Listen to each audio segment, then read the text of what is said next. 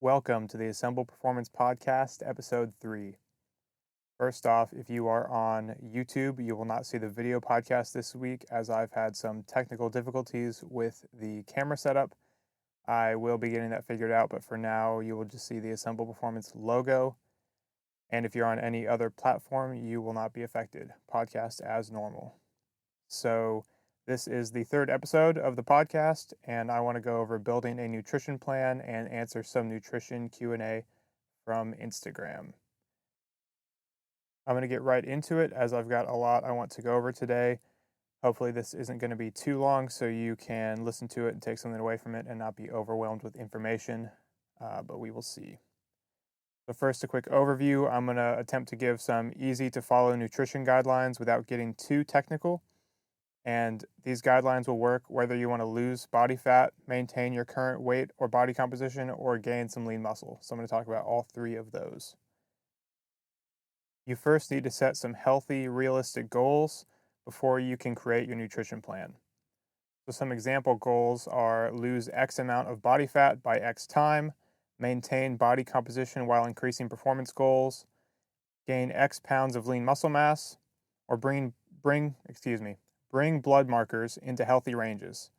I'm not going to discuss this here as this is a conversation to have with a medical professional, but I wanted to mention it because it is a valid goal to have. And also, it's important when talking about nutrition that we ensure we aren't falling into an eating disorder. So you have to be very careful not to develop an unhealthy relationship with food. On the topic of eating disorders, I am definitely not an expert or resource on this as I have never dealt with them nor worked with anyone who has. It's just important to address here that they are real and they are something to be careful with. If you struggle with an eating disorder, definitely reach out to a professional in that space. If you can't find one, reach out to me and I will happily work with you to put you in touch with a good professional in that space. Additionally, it's important to note that progress for one person might be saying no to the pizza and cookies and being very strict, while progress for someone else might be saying yes to the pizza and cookies without having anxiety. It's important to remember that mental progress is progress and it's not all about the scale or body fat measurements. Before we get into the information, I really want to read you an excerpt from Ariana Scalfo's nutrition booklet. I worked with her as my nutrition coach for 3 months, and while her nutrition booklet was full of great sciencey and useful information, I found these two portions the most impactful, and I really want to share them with you. Bear with me as they aren't short, but they are totally worth it. And I quote, "Food should be woven into the backdrop of our lives, supporting our goals, brightening our best days, and bolstering our worst. Food is foundational and can be built upon as such. Food is fuel, but it's also tradition, family, nostalgia, delicious, crunchy, salty, sweet, and soft. It's memories and trauma and bad habits built with good intentions and good habits gone awry. It's many things and as complicated and mysterious as we allow ourselves to be. If food ever becomes our main focus, either in obsessing over periods of overindulgence or obsessing over restriction, so much so that it takes time and energy away from other areas of our lives, we must return to start. We should be able to honor the ability of food to make a bad day better while respecting its inability to solve problems that are not food related. Food is the path to our health, fitness, and physique goals, and that path is wide, flexible, and full of life and opportunity.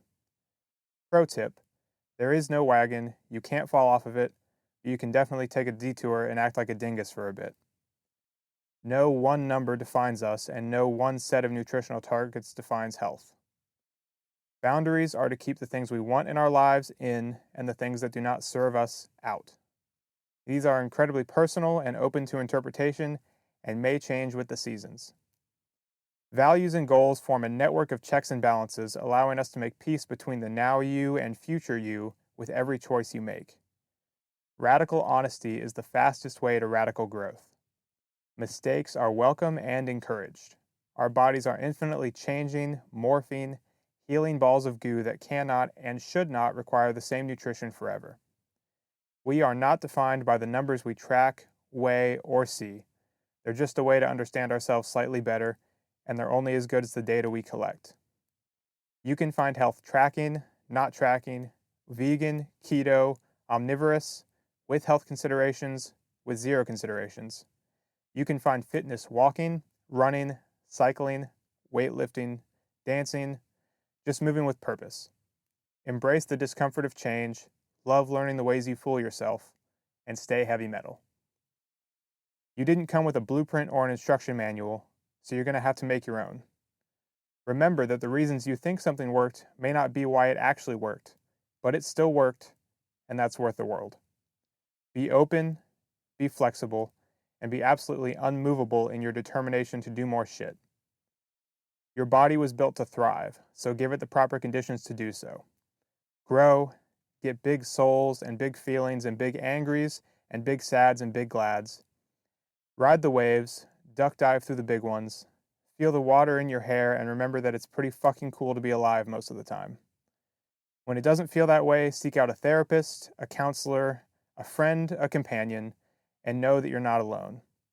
It doesn't have to suck, maybe for a little while, but not a lot or for forever. Recruit family members, kids, spouses, dogs, cats, cows. Get them involved in your passions and goals by being so invigorated by them that it's contagious. As much as the world doesn't revolve around you, remember, no one cares as much as you do, so it's okay if it revolves around you when you need it to. Show that it's okay to fail, but not so many times that you become defined by them. Scream, smash your head through the walls that have held you down. Sleep, rest, unfollow, mute. You don't have to care about everything all the time all at once. True activists pick their causes and devote their lives to them. If your cause has to be you for a season, do it. That's a lot. I wanted to read that to you because it really resonated with me. It's really solid. I do have a few takeaways for the purposes of this podcast, but for life in general, go back, listen to that again, take what you need to. It's really gold knowledge. So, my takeaways for this podcast are 1. Nothing is set in stone. Our bodies are always changing, growing, dying, and repairing. Have compassion and be thankful to your body for carrying you through the world. Nutrition is about ensuring optimal health and performance and about giving our bodies the proper fuel to carry us through the world. Our bodies are the vehicle that enable us to live these complex, beautiful lives. Everything that follows in this podcast is advice and guidelines to start with. Feel free to toss aside what doesn't work for you and only take from this podcast what does. However, if you only take one thing from this podcast, know this: your nutrition, body composition, body weight, and physical performance do not define you. Life is too beautiful and complex to be put in such neat little boxes. Nutrition is a path to a healthy, long, fulfilling life. Nutrition is a path to learning more about ourselves, but it does not provide all of the answers to your problems. With that said, let's get into the informational part of this podcast. We first need to touch on 2 baseline things to make sure that we're starting at the same page as far as information goes. The first is, what are calories? A calorie is simply the amount of energy in an item of food or drink. 1 calorie is defined as the amount of energy it takes to raise the temperature of 1 gram of water by 1 degree Celsius. However, 1 calorie in the US, what you see on your food label, is actually 1,000 calories, or 1 kilocalorie. So that would be the amount of energy it takes to raise the temperature of 1 kilogram of water by 1 degree Celsius. For ease of reading in the US, this has been shortened to calories instead of kilocalories, what you see on your nutrition label. Often, if you check a lot of nutrition labels, calorie will be written with big C to denote kilocalorie versus a little c. Really, this is just semantics, but I wanted to let you know because if you read scientific papers or anything, you'll often see kilocalories, and you can interchange that with calorie in the US for most things. So just so you know, that is what a calorie is, simply a unit of measure of energy. The second thing I need to touch on is, what are macronutrients? Macronutrients, I pulled this from the internet, the actual definition, and quote, the nutrients we need in larger quantities that provide us with energy. In other words, fat, protein, and carbohydrate. And I will add alcohol as also considered a macronutrient. So the other type of nutrients would be micronutrients, which are mostly vitamins and minerals, which are also important, but we're going to talk about macronutrients here. If you want to ensure you get enough micronutrients, eat plenty of fruits and vegetables, and you should be good. Generally, carbohydrates and proteins have 4 calories per gram, whereas fats have 9 calories per gram and alcohol has 7 calories per gram. So later we're going to talk about making some macronutrient goals and some calorie goals, and I'm going to be showing you some math about how to figure out how many calories you need and how many grams of carbs, protein, and fat you need. So we're going to use that 4 calories per gram for carbohydrates and proteins and 9 calories per gram for fats. So now I want to get in what I've called the nutrition hierarchy of needs. If you are familiar with, I think it's Maslow's hierarchy of needs. I can't remember the guy's name, but it's a hierarchy of needs for people to, you know, feel happy and thrive. But if you're familiar with any type of hierarchy of needs, I have 6 for this nutrition hierarchy of needs. It means that number 2 can't come without number 1, or shouldn't in this instance come without number 1. Number 3 shouldn't come without number 2. Number 4 shouldn't come without number 3, so on and so forth. So it's going to be most important from 1 to 6. If you want to think of a food pyramid, 1 would be at the bottom, 6 would be at the top. So you need the base, you need the bottom before you can go up higher and higher. So I made this from Dr. Layne Norton's Fat Lost Forever Pyramid, as well as a few other sources I pulled in. But it's going to look very similar to his Fat Lost Forever Pyramid if you want to look at that. It's going to be a little different though. But really, whenever you're building a nutrition plan, this is the order of operations, the things you need to do in order. So number 1 is going to be sustainability and adherence. No matter what plan you make, it means nothing if you don't adhere to it. You have to make a plan that's sustainable for your lifestyle. Don't worry about making an optimal plan, focus on making a sustainable plan. So many people in the fitness and nutrition space are all worried about what's optimal, what's optimal, what's optimal. But what's optimal doesn't matter if you can't stick to it, if you don't adhere to it. Imperfect work is better than optimal work that doesn't happen. So I'll say that again. Imperfect work is better than optimal work that doesn't happen. You've heard some military general, I can't remember off the top of my head, everyone has a plan until you get punched in the face. I like to think of that as well. Action is better. Imperfect action is better than perfect inaction. That makes sense. So don't get paralysis by analysis trying to find the optimal plan. Find the plan that works for you. It doesn't have to be perfect. Imperfect action is better than nothing. So again, number 1, sustainability and adherence. Number 2 is exercise. You might be thinking, what does exercise have to do with nutrition? There's a few reasons I included it. The first being if you're working on losing some body fat or maintaining your body weight, studies have shown that moderate amounts of exercise can help lower hunger levels. In one of the studies I'm referencing, when allowed to auto-regulate how much they ate, sedentary individuals ate more than moderately active individuals, while very highly active individuals ate about the same amount as sedentary individuals. So in other words, sedentary individuals that didn't exercise ate a good amount more than light to moderate activity level people, and then those with high activity levels increased how much they ate, and it was similar to that of the sedentary individuals. So even light activity, even 10, 20, 30 minutes a day of just like walking can help regulate hunger and help you feel less hungry. And second, if you're working on gaining lean muscle mass, you need to ensure you're doing resistance training to build muscle.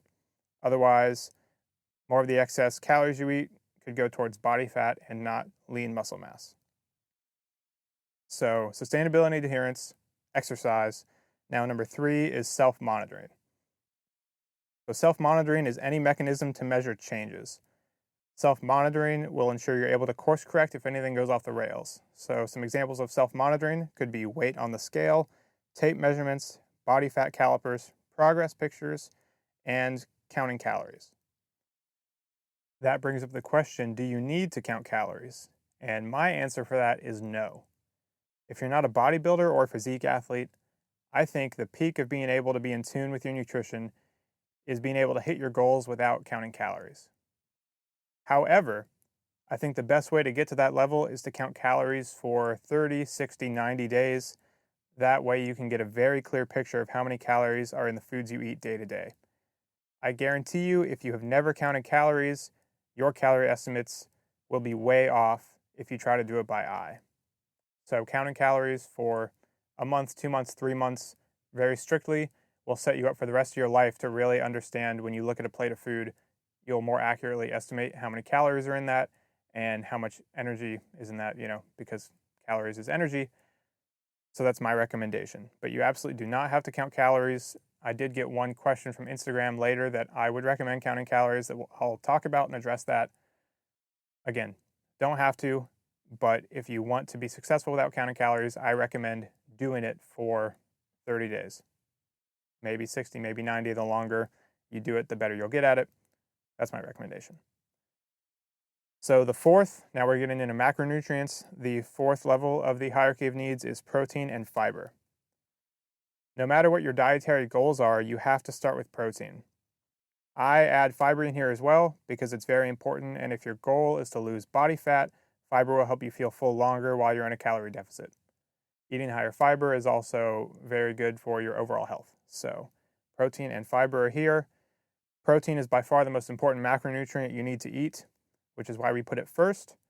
Protein is simply the building blocks of your body. It's what your body uses to build and repair tissue. Protein, really quick, is broken down into what are called amino acids. There are 3 types of amino acids: essential, non-essential, and conditional. Essential amino acids, the only way for your body to get these is to ingest them through food.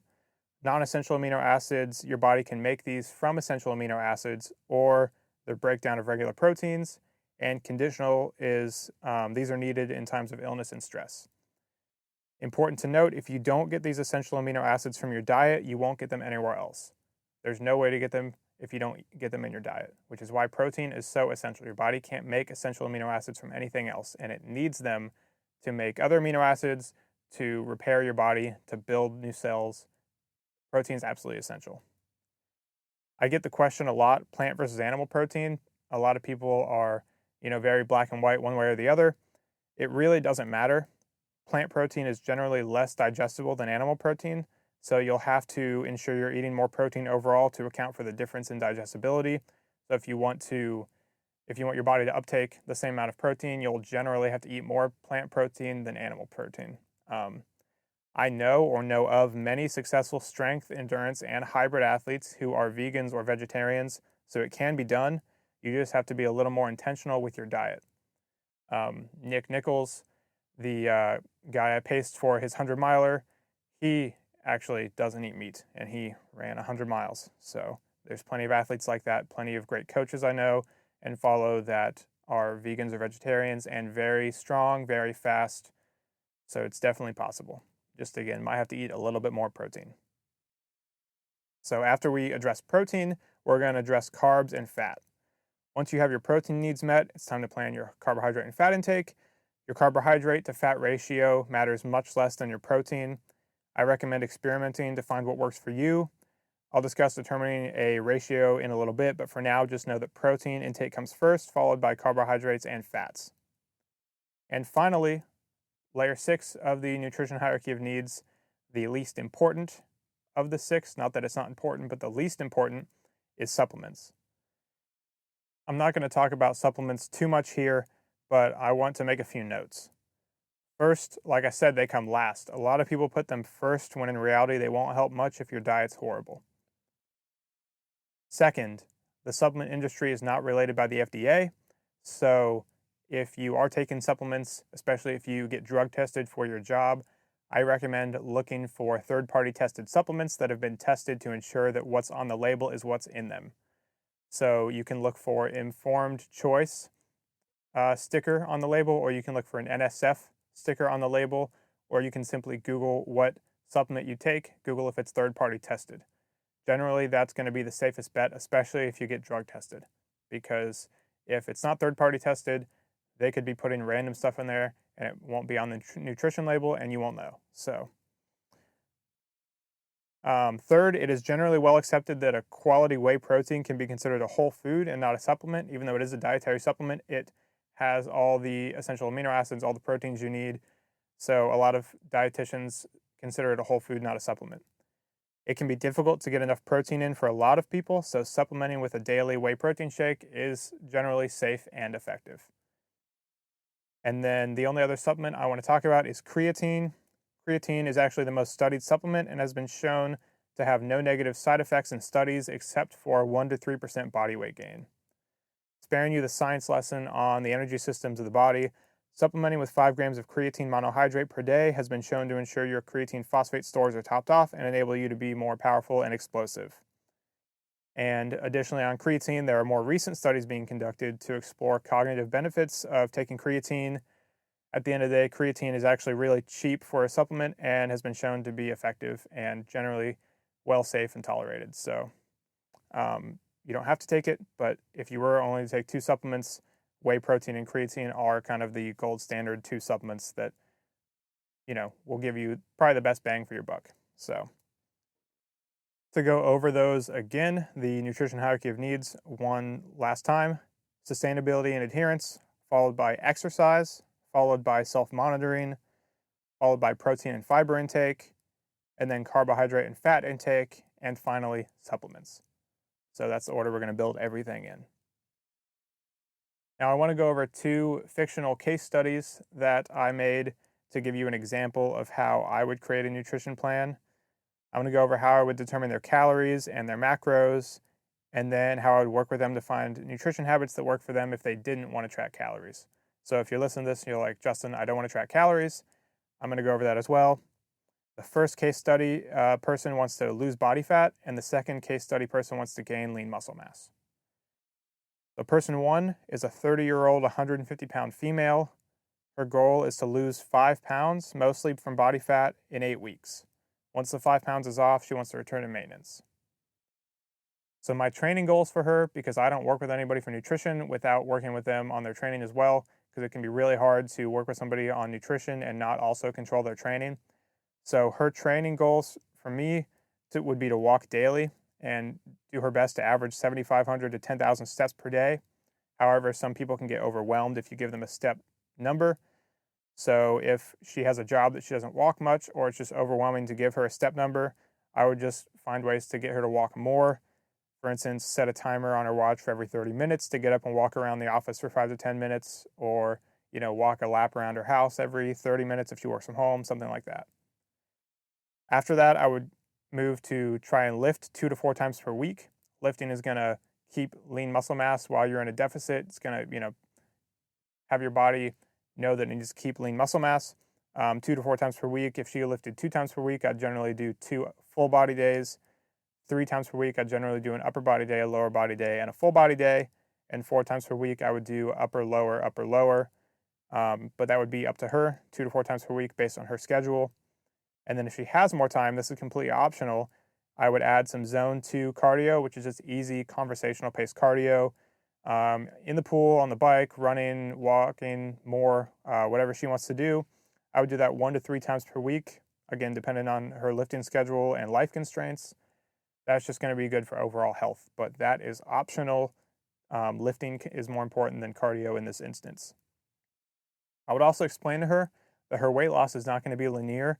If you follow me on Instagram, if you followed me for a while, you've seen in my stories, my posts on weight loss being not linear. It looks much more like a reverse stock market graph if you look at the stock market over the last 30 years and flip that upside down so that it's trending down instead of trending up. It's going to look a lot more like that, with some peaks, with some dips, with some times where it's just flat. For some people, it can look like a staircase where it's a big drop, flat, big drop, flat, and those stagnation points can be like a week. Sometimes they can be even 2 weeks. So that's the important thing with having a coach, is that having a coach to work with you with this is going to allow you not to have to think about your calories. The coach can make unemotional decisions based on your calories and not emotional decisions. If you see the scale go up one day, freak out, cut calories. That's not going to lead to you being successful. You have to stick it out over the long term. So over time, you will lose weight, even though day to day it's going to fluctuate like crazy. So into her calories and macros. Again, these are adjustable as time goes on.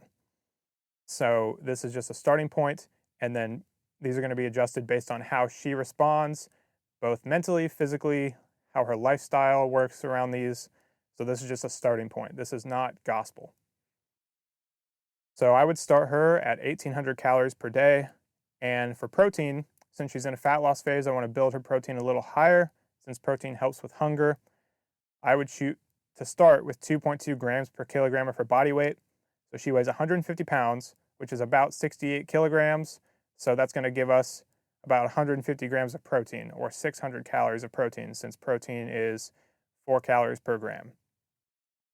If the numbers come out weird, like if it came out at 148, I round up to 150. I like to go around numbers because if you give people a very specific target, they can get really emotional about it because they think this target is gold. This is something that I have to hit exactly every single day. These round tens and fives give more like emotional leeway, I find.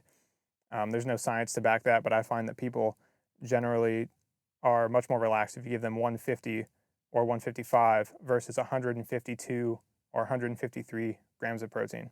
And other nutrition coaches have said that as well. So at this point, if she doesn't want to count carbs and fats, we would stop here and just focus on protein and overall calories. That's going to give us 80% of the results. She's not a bodybuilder, so that would give us 80% of the results right there. That's just a number I pulled out, Pareto's Law, the 80-20 principle. I'm not going to go into that here. You can Google Pareto's Law if you want. But 80% of the results are going to come from just protein and overall calories.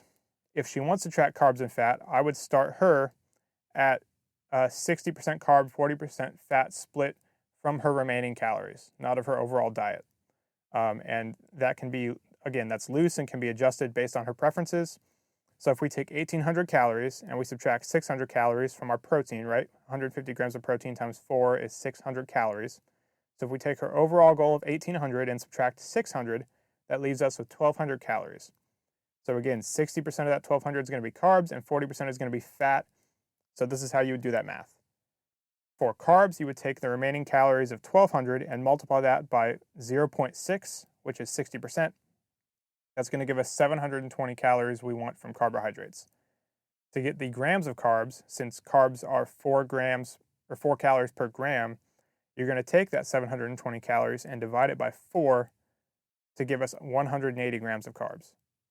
So again, if you want to get how many grams of carbs from the calories, since carbs are 4 calories per gram, you're going to divide 4, back up. You're going to divide the calories, so in this instance 720 calories, by 4, and that gives us 180 grams of carbs. And likewise, we're going to do that for fat. So since 60% is carbs, 40% is fat, we can take that 1,200 calories again. So that's 1,800 minus the protein, 1,200 calories times 0.4, which is 40%, and that gives us 480 calories. Now, fat is 9 calories per gram. So we're going to take 480 calories and divide that by 9. That's going to give us 55 grams of fat. So that gives us her overall macro goals of 150 grams of protein, 180 grams of carbs, and 55 grams of fat. Again, all starting points that can be adjusted based on her preferences, based on her lifestyle, based on how she feels mentally and physically. And finally for her, I'm going to touch on self-monitoring. I would ideally like to see daily weight check-ins and biweekly progress photos or tape measurements to show progress outside of the scale weight. But, we can adjust that based on what she's comfortable with and what she wants to do. This will 9 times out of 10 all be adjusted based on how she responds, but I won't just adjust the calorie level unless she's stagnated for 3 weeks. Anything under 3 weeks and most of the changes or stagnation is just noise, it doesn't reflect any trends. Humans are mostly water, and water weight fluctuates based on a lot of things, exercise level, sodium intake, carbohydrate intake, because for every gram of carbs you eat, you hold water in your muscles. For every gram of glucose in your muscles, I should say, you hold water. Off the top of my head, it's every gram of glucose in your muscles, 3 grams of water. But don't quote me on that. I'd have to look that up. It's somewhere around there. That's not a bad thing. Water weight is totally normal. You shouldn't dehydrate yourself. You shouldn't completely cut carbs out just to lose water weight. That's not going to leave you feeling good, and that's not going to lead to performance increases in the gym or on the road or whatever else you're trying to do. So I would not recommend that, but it's important to know that water weight's going to fluctuate daily a lot. It can fluctuate up to 5% of your body weight, which is a good amount for somebody. And then we would just track her daily. I'd check in with her and we would see how she's feeling, how this is fitting around her lifestyle, if it's causing her too much mental stress. and then I'm going to go over later if she doesn't want to track calories. For now, we're going to go to person 2. Person 2 is a 30-year-old, 200-pound male. His goal is to gain 10 pounds of muscle over the next year while getting stronger and gaining minimal body fat. So that's important because if you just want to gain weight, you can eat as much as you want. But if you want to gain muscle and not too much fat, you need to be careful about your diet. You can still, you'll always gain body fat when you gain muscle. It's impossible not to gain body fat without gaining muscle, but you can be very intentional about it and minimize how much body fat you gain. So my training for him would be 3 to 4 days per week of strength training with a hypertrophy focus. Hypertrophy is just gaining muscle. So I would ideally like 4 days per week, but if he can only do 3 days per week, that's fine. And 1 to 2 days of zone 2 cardio. So again, easy cardio for health. That's optional. He doesn't have to do that, but I find that doing 1 to 2 easy zone 2 cardio days helps people feel a lot better health-wise. So my calories and macros for him, my goal calories would be 3,000 calories per day. So I think it's important to determine or to explain to you real quick how I've determined these calories for person 1 and person 2. For these theoretical individuals, this is just the Mueller equation online calculator. You can do other online TDEE, so total daily energy expenditure calculators. For the purposes of this is how I did it. But for real life, the way I would do this is I would have them track their intake for a week, for 5 to 7 days, track their intake and their body weight, and determine what their total daily energy expenditure calories are for that. Because you're going to see what they normally eat and how many calories they normally eat. That's what I recommend. But if you're looking for a starting point, you want to get started, you can go off of a calorie calculator. They're not going to be super accurate. Don't expect them to be, accurate to the calorie, but they're going to give you a good starting point, which is why I use them here. So again, his calorie goal is 3,000 calories per day. And for his protein, I'm going to choose a mid-range for protein. He's going to want a little bit higher protein because he's working on gaining lean muscle mass, but we don't want to push it too high because he's trying to gain weight. So he's going to need to eat in a calorie surplus. So adding too much protein is going to, make it harder for him to eat a lot. I like to go above the minimum though to ensure we're getting enough. It gives us a little wiggle room just in case tracking is wrong or something like that. So for him, I'm going to shoot for 2 grams per kilogram of body weight. Since he's 200 pounds, that's about 90 kilograms or 180 grams of protein. 180 grams of protein is 720 calories. For carbs and fat, I like to do the same ratio as our weight loss client, so 60% carbs, 40% fat of the remaining calories. So we're going to take his calorie goal of 3,000 and subtract 720. That's going to give us 2,280 calories. So for carbs, again, we're going to do that 2,280 calories times 0.6. That gives us 1,368 calories from carbs. Divide that by 4 to get us the grams of carbs, and that gives us 340 grams of carbs. And for fat, we're going to do 40%, so 2,280 calories times 0.4 gives us 912 calories from fat. Divide that by 9 to give us 100 grams of fat. So again, his protein is 180 grams of protein, his carbs is 340 grams of carbs, and his fat is 100 grams. So again, all starting point will be adjusted 9 times out of 10 based on his lifestyle, what works for him, how his body responds.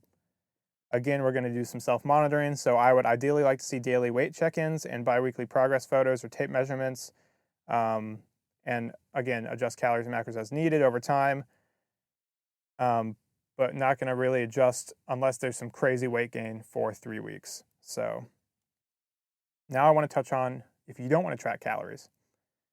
It's totally fine if you don't want to track calories. It can be very tedious, especially at first.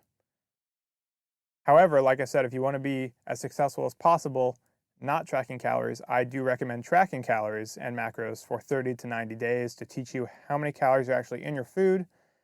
But if it's really something you're not willing to do, I have a few guidelines you can follow. Another note here, self-monitoring is so important if you're not tracking calories. Daily weight, progress pictures, etc. That way you can make changes based on what you see.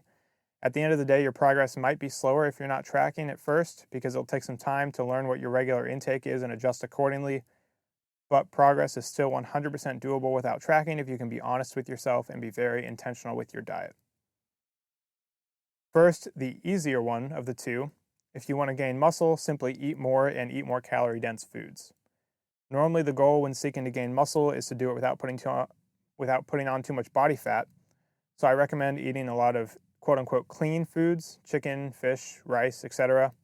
But if you're struggling to gain weight, I would add more calorie dense foods such as more eggs, peanut butter, etc. One note, people that do struggle to gain weight, they swear they're eating a lot, but they aren't. You ask somebody who's struggling to gain weight what they eat for breakfast, 8 to 9 times out of 10, they're going to say like 1 or 2 eggs. If you want to gain weight and you're having a hard time gaining weight, 4 eggs, toast, sausage, bacon. Like, if you really can't gain weight, you need to eat a lot. Who was it? It was Brian Shaw. He's a strongman competitor, huge guy. He said that if you say you can't gain weight and you're not eating 5 times a day until you feel like you're going to throw up, you can't gain weight. I wouldn't necessarily recommend that, but the point stands. If you say you can't gain weight, but you look at your diet and you're eating, the caloric equivalents of a 5-year-old, you aren't actually trying to gain weight. So that was an aside, but anyways. For the second person, if you're seeking to lose body fat and you don't want to track calories, I really like Jordan Syatt's method of 3 meals and 2 snacks that he came up with and put out. You can look it up. I'm going to explain it here, but he's got a nice graphic on his website if you want to look that up. It's easy to follow and adjust to your lifestyle. So 3 meals per day. Each meal fits on 1 plate. Half the plate is veggies, a quarter of the plate is protein, and the rest is carbs and fat. And then 2 snacks per day. Each snack fits in 1 palm of your hand. Each snack is either a fruit, a veggie, or a protein. And some extra notes: 0-calorie drinks always win. Beware of dressings and sauces because they can have a lot of calories in them. Stop eating when you're full, even if you didn't eat all of your food. And if you're hungry during the day, it's totally normal. You're losing weight, you're eating less calories than your body needs, so it's totally normal. So again, 3 meals, 2 snacks. That's the method I really like if you're trying to lose weight while not counting calories. So that wraps up all the information I wanted to give you. If you have any questions, drop it down in the comments or send me a DM on Instagram. I am going to get into the Instagram Q&A. Real quick, if you're enjoying this, if you're finding this helpful, I would really appreciate a rating and review on wherever you are listening. Obviously, 5-star review is appreciated, but give your honest opinion. If you give less than a 5-star review, I would appreciate an explanation as to why. That way I can address that and make it better if it's a real problem. Yeah, so I would really appreciate that. And to those of you that have downloaded and listened to the first 2 episodes, and this is your 3rd episode, I really appreciate your support. It means a lot, and I really hope I can bring you value. So if you have anything else you want to see or hear, let me know. DM me on Instagram, send me an email, put it in a review. Let me know, because I would love to put out more useful information for you guys. I did look at this Instagram Q&A before because I wanted to make sure I could look up anything that I needed to look up, and I did need to look a few things up because I don't know everything. So without further ado, I'm going to pull up the image that I screenshotted from Instagram and go through it. So, excuse me. Cole0821 says, good fiber sources, preferably not super high calorie options. So good fiber sources, not super high calorie, first and foremost, vegetables and fruits. If you're trying to get more fiber, more vegetables, more fruits, that is my recommendation. Additionally, I use a lot of chia seeds. They're not going to be as low calorie as fruits and veggies, but they're not super high calorie. A tablespoon of chia seeds has a lot of fiber. I put those in my oatmeal. Sometimes I mix those in with my rice. They kind of add a little bit of a nutty flavor to rice. I like them a lot, but that's my recommendation.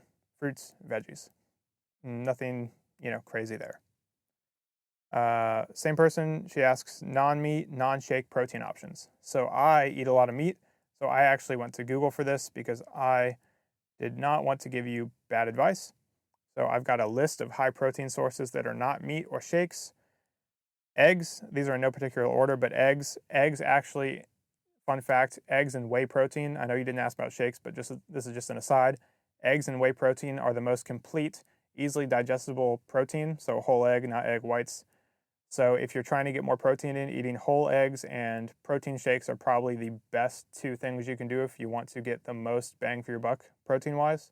Well, I won't say bang for your buck because eggs right now in early 2023 are crazy expensive. So But yeah, my list: eggs, Greek yogurt, lentils, beans, chia seeds. There's chia seeds again. Quinoa. Fun fact, I used to think that was quinoa before I had it. And yeah, that was way back in high school. I thought it was quinoa. Nuts and nut butters. So peanuts, almonds, peanut butter, almond butter, cashew butter, cottage cheese, and edamame. Those were the top recommended from what I saw based on the research. You can get into the weeds of protein digestibility and all that stuff, but I talked about that already a little bit. If you're not eating meat or eggs, then you might just have to eat more protein to ensure you're digesting the same amount of protein, if that makes sense. Now we've got another question. Sven187 asked how to fuel during long sessions, bike and run. So fueling during long sessions is going to be a little bit of how you fuel before, because you're going to want to make sure you eat enough carbohydrates in the days leading up to your long sessions to, ensure that your carbohydrate stores are topped off for your activity. But then during really long sessions, I'm training for a 60K right now. And then obviously if Ironman athletes and stuff like that are doing 6, 7, 8 hour training sessions on the bike, out running. So it's impossible to eat as many calories while you're out there as you burn. But my general approach is for anything that's not going to go over 2 meal times. I just bring gels, gummies, and I'll generally eat those at about 45-minute intervals, sometimes more if I feel hungry. I'm actually still dialing in my nutrition for the 60K, so this is all, based on how I'm doing this now. The 60K is the longest race that I will have done up to this point as far as running or time goes. So it's going to be a real experimentation for me as far as what works for my body. And I would really recommend, during your training, learning what works for your body, if that makes sense. It's better to make a mistake during a training session than it is during the race, right? But I would recommend finding some gels, goos, gummies, maybe even those honey stinger waffles that work for you, and intaking those during your activity. I generally take my first gel at 45 minutes, and then I try to do 45-minute intervals after that. But like I said, sometimes I'll go faster than that. As an aside, no sponsorship or anything, I love Spring Energy gels. My only gripe is you can only order them from their website, but Spring Energy gels are awesome. Nick Nichols turned me on to Spring Energy. They've got great vegan options as well as non-vegan options. I love their vegan awesome sauce, even though I eat protein. Their vegan awesome sauce tastes like applesauce, sits really well, so that's my recommendation for that. Eating to train for a marathon and lose weight at the same time. So this is what I spoke about earlier, where I said that you're going to have to count calories if you want to be successful with both of these goals, at least in my opinion, because you're riding a really fine line. You want to perform and you need to ensure your body's recovering, but you also want to lose some weight. That's a very fine line to tread, because if you go too low on calories, your body's going to feel under recovered. You could get injured, you could get sick. If you don't go low enough, you're not going to lose weight. So my recommendation is to find a calorie tracker that you like. MyFitnessPal, Chronometer, MacroFactor, there's a ton of others.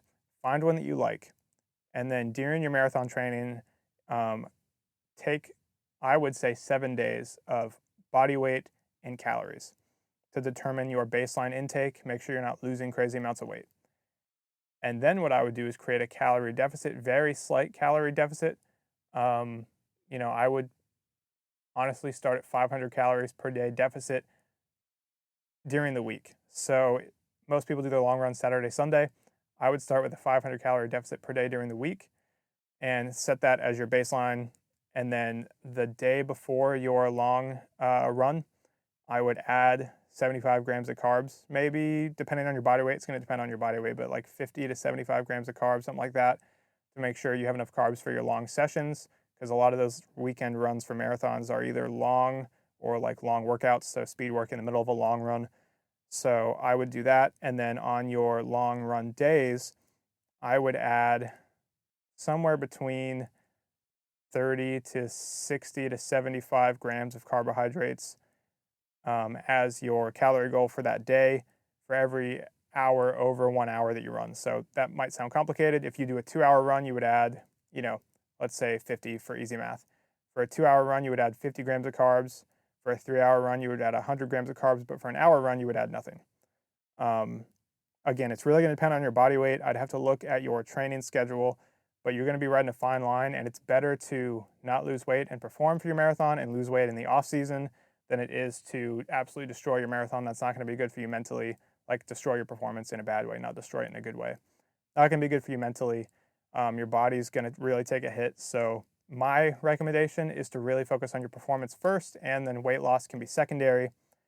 Great thing about marathon training is you're burning a lot of calories, so it can be easier to create a deficit without causing problems and without always being hungry.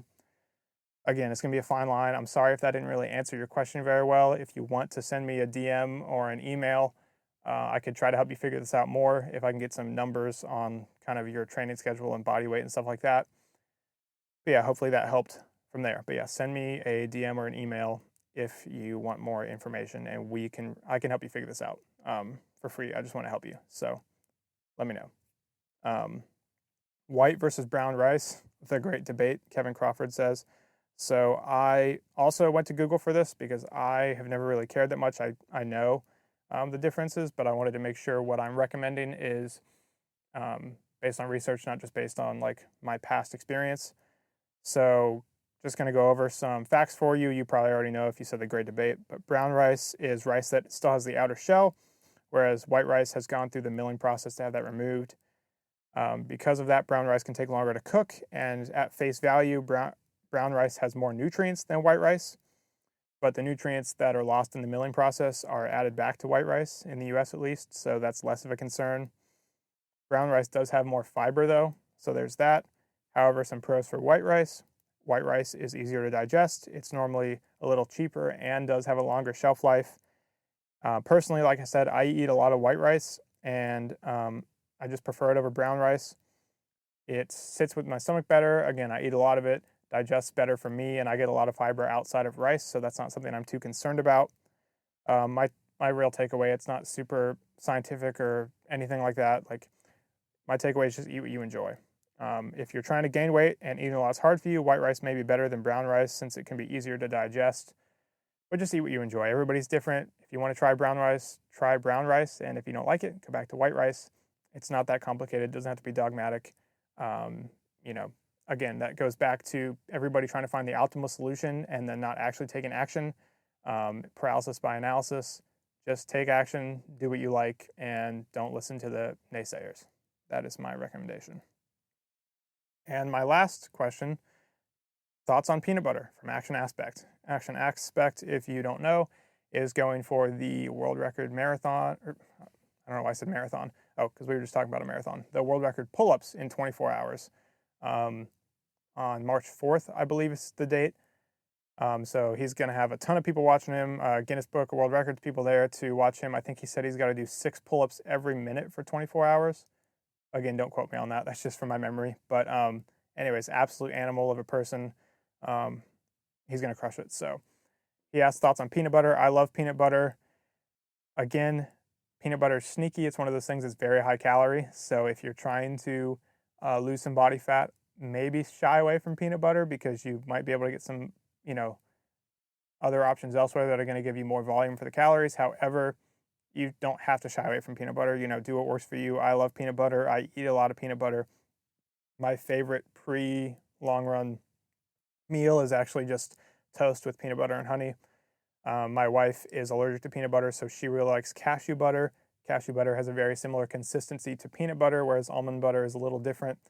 I like all the different types of nut butters. My dad actually makes his own peanut butter in the food processor, and he adds, I believe it's peanuts, sunflower seeds, some honey, salt, and probably some other things. But he makes his own blend of peanut butter, and he loves it. So again, I love peanut butter. Just be careful with the calories because a tablespoon of peanut butter actually has a good amount of calories, and it doesn't look like it. So with that, we're closing in on 50 minutes, which is a little longer than I thought it was going to go. I appreciate you guys sticking with me. Again, if you found value at this podcast, I'd really appreciate a rating and review. It helps me reach more people.